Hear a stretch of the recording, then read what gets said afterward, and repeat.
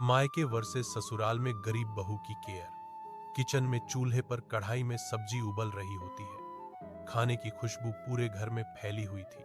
पूजा रोज की तरह अपने ठीक समय पर रोटी बेल रही थी। उसके चेहरे पर डर और थकान साफ दिख रहा था। तभी दरवाजे की जोरदार आवाज आती है और सौतेली माँ, सौतेली बहन और उसका सौतेला भाई एक साथ अंदर आते हैं। ला पूजा, जल्दी करके खाना लगा दे। माँ, बस 2 मिनट, रोटी अभी बेल रही हूं, अभी लाती हूं। उसकी माँ के चेहरे पर अचानक गुस्सा भर जाता है। वो पूजा के पास आती है और जोर से उसका हाथ पकड़कर पीछे मोड़ देती है। पूजा दर्द से चिल्लाती है, 2 मिनट, जब तक तुझे खुराक ना मिले तू कहां ढंग से काम करती है? ऐसे बैठे बैठे क्या होगा? मम्मी, माफ कर दीजिए, छोड़ दीजिए। मेरा हाथ मम्मा, मुझे दर्द हो रहा है, जल्दी कर वरना ऐसा मारूंगी ना कि अपनी माँ को याद करने लगेगी। सौतेली माँ उसका हाथ छोड़ती है और पूजा ने दर्द दबाकर फिर से आटे में हाथ डाला और उसने हर रोटी पर ध्यान से हाथ फेरा और उसके हाथों की सूजन दिख रही थी। रोटियां बनाकर पूजा ने थालियां सजाई और खाना मेज पर लगाया। खाना बनाना ही नहीं आता इसे। अगले घर जाएगी तो फिर हमें ही सुनना पड़ेगा। हाँ मम्मी, बिल्कुल यही सब रहेगा तो लोग कहेंगे इसे कुछ भी नहीं सिखाया। यह मेरे सर का बोझ बनकर रहेगी। अब इससे ज्यादा खाना बनवाना शुरू कर दे। कोई हमें ना कह सके कि हम इसे कुछ नहीं करवाते। ओ पागल, जा और मेरे लिए पानी लेकर आ। पूजा चुपचाप उसे पानी लाकर देती है। शाम के समय पूजा चुपचाप खाना बना रही होती है। तभी सौतेली माँ आती है। तुझे दिक्कत क्या है? हमेशा तेरा खाना लेट बन रहा है। मेरी ही सहनशीलता है कि मैं अभी तक नसीहत दे रही हूँ। माँ, घर के बाकी काम भी करने होते हैं जिसकी वजह से लेट हो जाता है। अब जुबान भी लड़ाएगी तू मुझसे?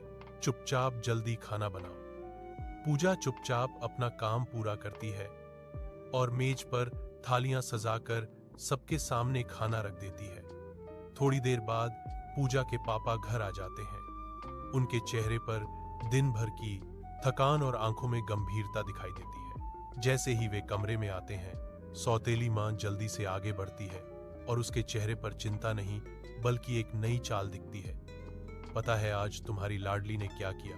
पड़ोस की 3-4 सहेलियां मेरे घर आई थी और उनके सामने यह कह रही थी कि मैं इस पर बहुत अत्याचार करती हूँ, इसे बहुत मारती हूँ और हर बात पर डांटती हूँ।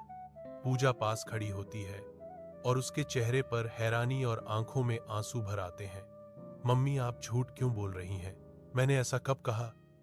अच्छा, मुझसे जुबान लड़ेगी? देख रहे हो आप, यह मुझे ऐसे उल्टा जवाब देती है और जब मैं इसे काम बताती हूं तो काम भी नहीं करती। यह कहकर सुनीता झूठ मूठ रोने लगती है और पूजा के पापा का चेहरा लाल हो जाता है। वो गुस्से में उठकर खड़े हो जाते हैं। पूजा, क्या तेरी मम्मी सही कह रही है? तू घर का कुछ काम नहीं करती? नहीं पापा, मैं सारा काम करती हूँ। मम्मी झूठ बोल रही हैं। पापा और आगे आने लगे और पूजा डर कर पीछे हटने लगी। पापा, यह मुझसे सब काम करवाती हैं, अकेले और कितना काम करूंगी मैं? इतना सुनते ही उसके पापा ने गुस्से में पूजा पर हाथ उठा दिया और पूजा सहम कर आंखें बंद कर लेती है। आज के बाद अगर तेरी जुबान सुनी ना या तूने अपनी माँ को उल्टा जवाब दिया तो बहुत बुरा होगा, समझी? यह सुनकर सौतेली माँ के चेहरे पर हल्की सी मुस्कान आ जाती है। उसकी आंखों में अलग ही जीत दिखती है। तेरी माँ तुझे गलत लक्षण देकर चली गई थी, पर अब यह सब और नहीं चलेगा। ठीक है पापा, मैं अब कभी कुछ नहीं कहूंगी। पूजा आंखों में आंसू लिए भागकर अपने कमरे में चली जाती है। कमरे के अंदर पूजा खिड़की के पास बैठ जाती है और बाहर आसमान की ओर देखने लगती है और रोने लगती है। उसे अपने बचपन की याद आने लगती है जब उसकी माँ उसके साथ थी। जब वह छोटी थी और घुटना छिल जाता था तो उसकी माँ तुरंत मरहम पट्टी लेकर आ जाती थी। माँ की गोद में बैठकर उसके सारे आंसू सूख जाते थे।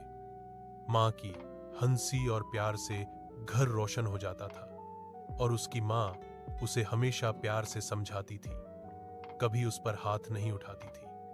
वो सोचती है कि यह वही खिड़की है और वही आसमान पर उसकी माँ उसके साथ नहीं है।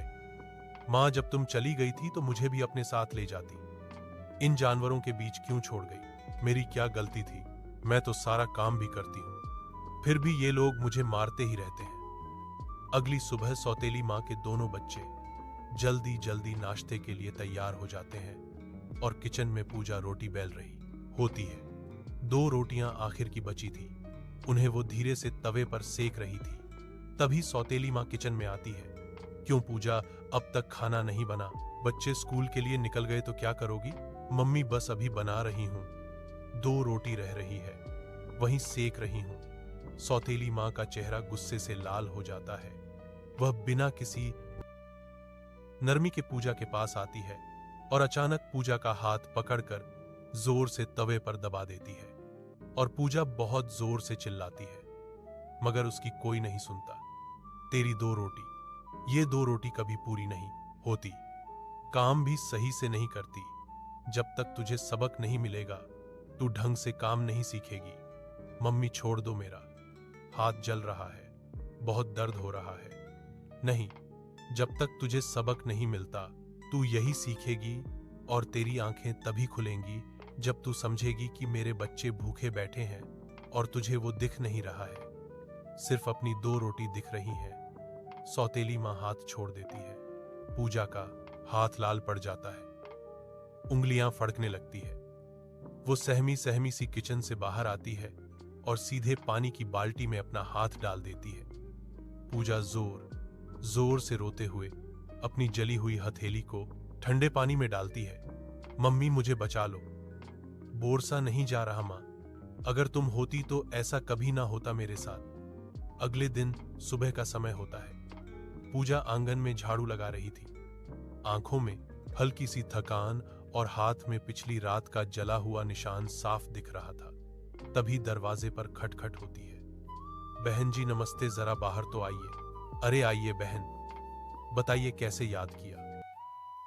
असल में मेरी रिश्तेदारी में एक अच्छा रिश्ता आया। मैंने सोचा आपकी लड़की है ना पूजा, अगर आप चाहें तो मैं आगे बात बढ़ा दूं। हाँ बहन, बिल्कुल। सबसे पहले तो मुझे इसी गवार का बोझ अपने सिर से उतारना है। इसकी मां मर गई है, सारा बोझ मेरे ऊपर डाल गई है। जब तक यह मेरे घर में मेरे लिए सिर दर्द है। जितनी जल्दी जाए उतनी राहत मिले। पूजा ये सब सुनकर चुपचाप सिर झुका लेती है और उसकी आंखें नम हो जाती हैं। ठीक है बहन जी, मैं उनसे बात करती हूँ, फिर आपको जल्दी खबर दूंगी। वहीं दूसरी ओर लड़के के घर पर भी रिश्ते की बात चल रही थी। बेटा राहुल, गांव से एक लड़की का रिश्ता आया है। लड़की साधारण है पर बहुत मेहनती बताई जा रही है। अगर तू कहे तो मैं आगे बात करूं। ठीक है मम्मी, हम पहले देख तो लें, पसंद आई तो आगे सोचेंगे। हाँ तो फिर कल ही चलते हैं उनके घर। अगले दिन लड़के वाले पूजा के घर आते हैं। पूजा साधारण सलवार कुर्ते में, सिर पर हल्की चुन्नी डाली सामने आती है। उसकी आंखों में और चेहरे पर अलग मासूमियत थी। राहुल बड़े ध्यान से उसे देख रहा होता है। तभी उसकी नजर पूजा के हाथ पर पड़ती है, जहां एक बड़ा सा चोट का निशान दिख रहा था। अरे, यह आपके हाथ पर क्या हुआ? कुछ नहीं, कल मैं बाहर जा रही थी तो हाथ दरवाजे में लग गया और चोट लग गई। राहुल उसकी मासूमियत देखता रह जाता है। राहुल के पापा और मम्मी एक दूसरे को देखकर मुस्कुराते हैं। हमें पूजा बहुत पसंद है, हम इस रिश्ते को आगे बढ़ाना चाहते हैं। हाँ, हमें भी आपका बेटा बहुत पसंद आया। लीजिए, मुंह मीठा कीजिए। कुछ ही देर बाद साधारण रस्मों के साथ पूजा और राहुल की शादी हो जाती है। सजी हुई बारात, ढोल, नगाड़े और पूजा की आंखों में एक नया सपना दिखता है। जिस लड़की के मायके में उसके आंसुओं की कोई कदर नहीं थी, वही लड़की अब ससुराल में एक नए रिश्ते और नए जीवन की शुरुआत करने जा रही थी। शादी के बाद पूजा अपने घर पहुंचती है। घर के दरवाजे पर रंगोली बनी होती है, आरती की थाली सजी हुई थी और पूरा घर दीपों की रोशनी में जगमगा रहा था। ढोल, नगाड़ों और शहनाइयों की आवाज गूंज रही होती है। आओ बेटा, गृह प्रवेश की रस्म पूरी करो, अब यह घर भी तुम्हारा है। पूजा रोली की थाली में पैर रखकर धीरे धीरे अंदर कदम रखती है। सब तालियां बजाकर स्वागत करते हैं। जैसे ही पूजा घर के अंदर कदम रखती है, सास उसका हाथ पकड़कर उसे सहलाना चाहती थी, लेकिन पूजा अचानक डरकर पीछे हट जाती है, जैसे कोई उस पर हाथ उठाने वाला हो। अरे क्या हुआ बेटा, तुम ऐसे पीछे क्यों हट गई? कोई बात है? नहीं मम्मी जी, वो मेरा पैर पीछे को मुड़ गया था, मैं गिरने वाली थी। क्या हुआ पूजा, सब ठीक तो है? कुछ नहीं, बस मैं एकदम से गिरने वाली थी। सास उसकी आंखों की झिझक और डर को महसूस कर लेती है। वो धीरे से पूजा का हाथ पकड़ती है, उसके पास आकर बड़े प्यार से गले लगा लेती है। डर मत बेटा, यह घर तुम्हारा अपना है, यहां डरने की कोई जरूरत नहीं है। हमारे यहां तुम बहू नहीं बेटी बनकर आई हो, तो यह डर कैसा? बेझिझक अंदर चलो। पूजा की आंखों से आंसू आ जाते हैं। पहली बार उसे लगता है कि शायद अब उसकी जिंदगी में सचमुच एक नया सवेरा शुरू हो जाएगा। अगले दिन सुबह घर में हलचल होती है। सब उत्साहित थे क्योंकि आज पूजा की पहली रसोई होती है। पूजा रसोई में खड़ी होती है, हाथ में आटे की थाली ले रखी होती है। क्या बनाऊं, सबको पसंद आएगा या नहीं? तभी अचानक पीछे से कोई आकर धप्पा कर देता है। नहीं, मुझे छोड़ दो, मुझे मत मारो, प्लीज प्लीज मुझे छोड़ दो। अरे भाभी क्या हुआ, आप इतना डर क्यों गई? मैं तो बस मजाक कर रही थी, माफ कर दो अगर आप डर गई हो तो। पूजा कांपते हुए अपनी साड़ी से पसीना पोंछती है। कुछ नहीं, मुझे बस लगा जैसे कोई पीछे से मुझे पकड़ने वाला हो। भाभी आप बार बार छोड़ दो छोड़ दो क्यों कह रही थी? कोई बात है क्या? नहीं नहीं, कुछ नहीं। तुम बताओ किस लिए आई थी? भाभी आज आपकी पहली रसोई है ना, मैं आपकी हेल्प कराने आई थी। मैं आपकी हेल्प कराने आई हूं। मेरी प्यारी भाभी को मेरी हेल्प जरूर चाहिए होगी। नहीं, मैं सारा काम खुद कर लूंगी, तुम जाओ, जाकर अपनी पढ़ाई करो। नहीं भाभी, मैं कहीं नहीं जा रही, मैं आपके साथ ही रहूंगी, आपकी हेल्प करूंगी और खूब सारी गपशप भी करूंगी। आखिर आप मेरी प्यारी भाभी जो हो। इतना कहकर नंद पीछे से पूजा को गले लगा लेती है। पूजा पहले तो चौंकती है, लेकिन फिर उसके चेहरे पर हल्की मुस्कान आ जाती है। दोनों मिलकर रसोई में हंसी-मजाक करते हुए काम करने लगते हैं। यह पहली बार होता है जब पूजा को अपने नए घर में किसी का सच्चा अपनापन महसूस होता है। दोपहर का समय होता है। पूजा घर के गेट के पास खड़ी होती है और बेचैनी से चक्कर लगा रही होती है। तभी गेट की तरफ देखती ही कभी घड़ी उसके हाथ में छोटी सी पर्ची होती है, जिसमें बाजार से लाने का सामान लिखा हुआ होता है। तभी अंदर से उसका देवर कमरे से बाहर आता है। वह देखता है कि पूजा बार बार गेट के चक्कर लगा रही होती है। भाभी क्या हुआ, आप गेट के चक्कर क्यों काट रही हो? कुछ नहीं भैया, मुझे बाजार से कुछ सामान लाना था, इनके आने का ही इंतजार कर रही हूं।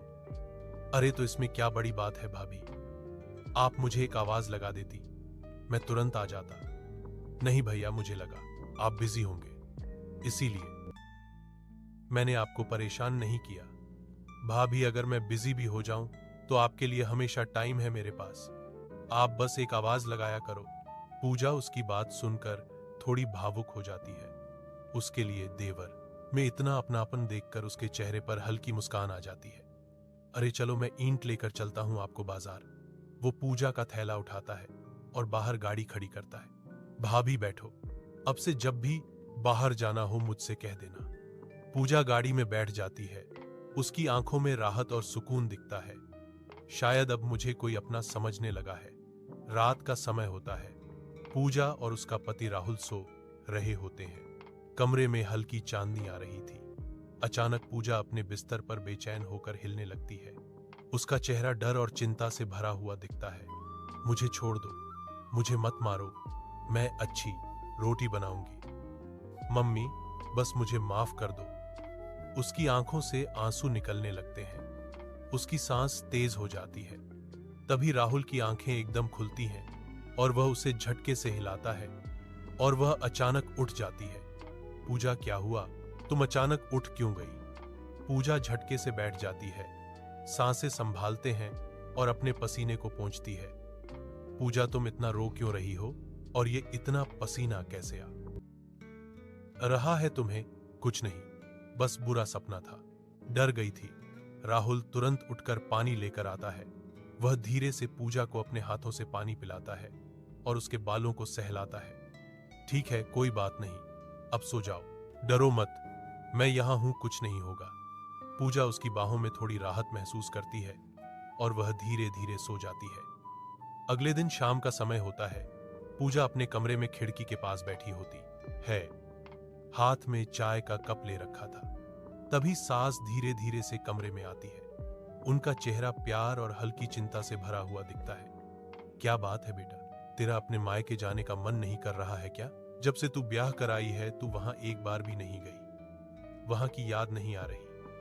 पूजा हल्की नकली मुस्कान के जवाब देती है, हाँ मम्मी जी, कर तो रहा है। लेकिन सास प्यार भरे अंदाज में हाथ बढ़ाती है ताकि पूजा का माथा सहलाई।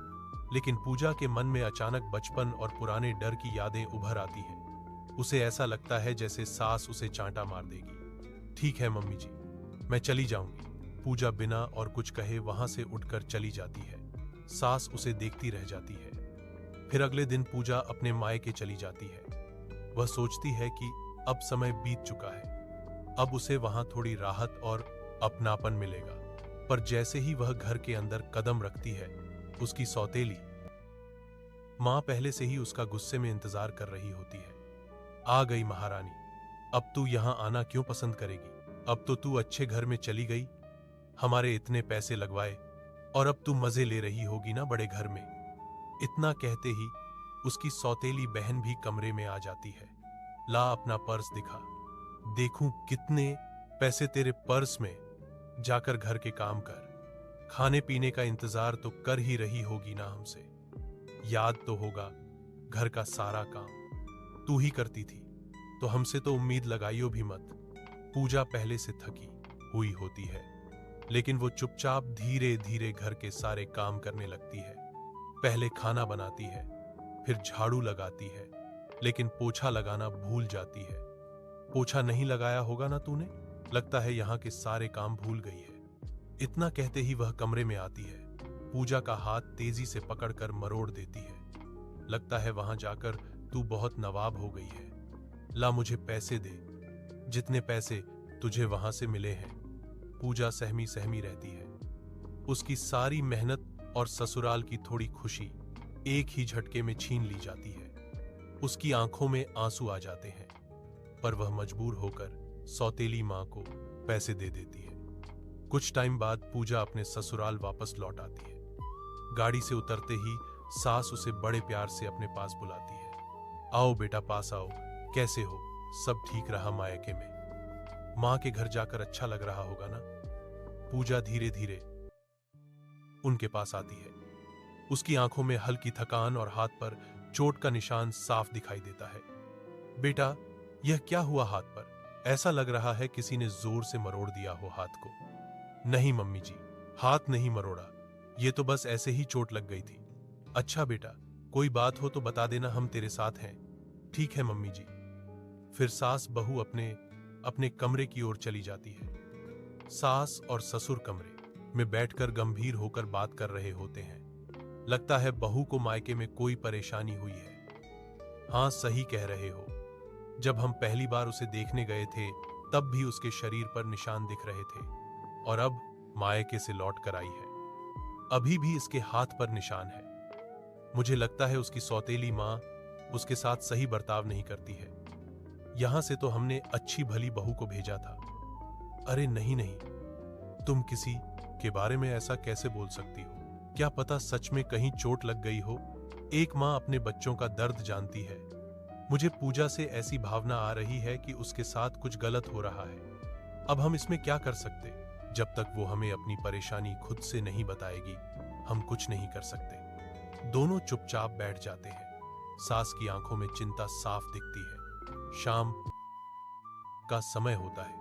पूरा परिवार ड्राइंग रूम में एक साथ बैठा होता है। सोफे पर सास, ससुर, पति और नंद, देवर और बाकी लोग आराम से बैठे होते हैं। पूजा भी उनके बीच होती है, लेकिन उसका ध्यान बार फोन की तरफ जाता है। फोन बार बार बजता है। पूजा कभी फोन काट देती है, कभी कोने में जाकर बात करती है। हाँ, ठीक हूं। मैं कोशिश करती हूं, बस आप मुझे ऐसे बार बार फोन मत करिए।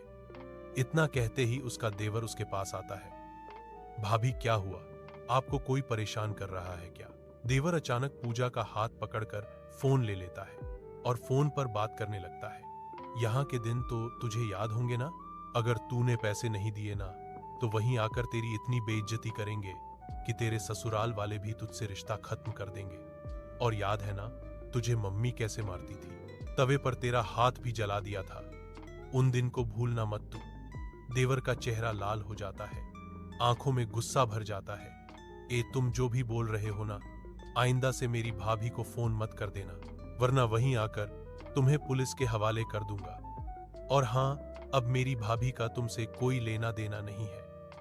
वो इस घर की बहू है और इस घर की बेटी भी है।